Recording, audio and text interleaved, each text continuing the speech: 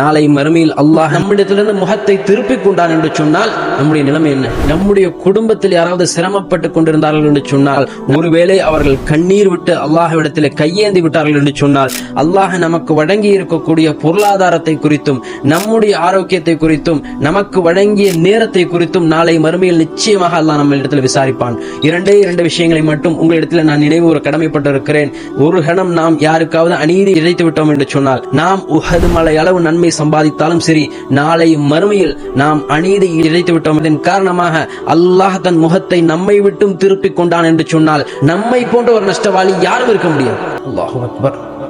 மேலும் நாம் நினைத்துக் கொண்டிருக்கிறோம், நாம் 5 வேளை தொழுகிறோம், நாம தான தர்மங்கள் எல்லாம் செய்து கொண்டிருக்கிறோம். தஹஜ்ஜுடைய நேரத்தில் அல்லாஹ்விடத்திலே நம்முடைய கண்ணீர் இந்த பூமியை நனைக்கக்கூடிய அளவுக்கு பிரார்த்தனை செய்கிறோம். நிச்சயமாக நமக்கு சொர்க்கம் கிடைத்துவிடும் என்று நினைத்துக் கொண்டிருக்கிறோம். நினைவில் நிறுத்திக் கொள்ளுங்கள், நாம் செய்யக்கூடிய அமலை கொண்டு ஒருபோதும் நாம் சொர்க்கம் செல்ல முடியாது.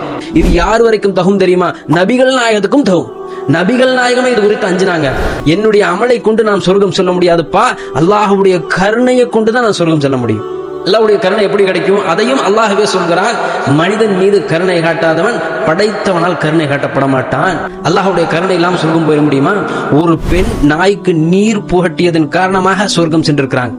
அல்லாஹ் சொல்றான், எந்த நன்மையும் ஒருத்தன் செஞ்சிருக்க மாட்டான், ஆனால் அல்லாஹ் கொடுத்திருக்கக்கூடிய சோதனையை பொருந்தி கொண்டதன் காரணமாக அல்லாஹ் அவனுக்கு சொர்க்கத்தை கொடுப்பான். அல்லாஹ்வுடைய கருணையின் அடிப்படையில் நம்முடைய கருணை எவ்வாறு இருக்க வேண்டும் என்று சொன்னால், அல்லாஹ் நமக்கு வழங்கி இருக்கக்கூடிய பொருளாதாரத்தை நம்முடைய வீட்டிலிருந்து, நம்முடைய இரத்த பந்தங்களிலிருந்து நாம் ஆரம்பிப்போம். நாளைக்கு நமக்கு எதிராக அல்லாஹ்விடத்தில் யாரும் சாட்சி சொல்லிவிடக்கூடாது. அதிலிருந்து அல்லாஹ் நம் அனைவரையும் காப்பாற்றிவிட வேண்டும்.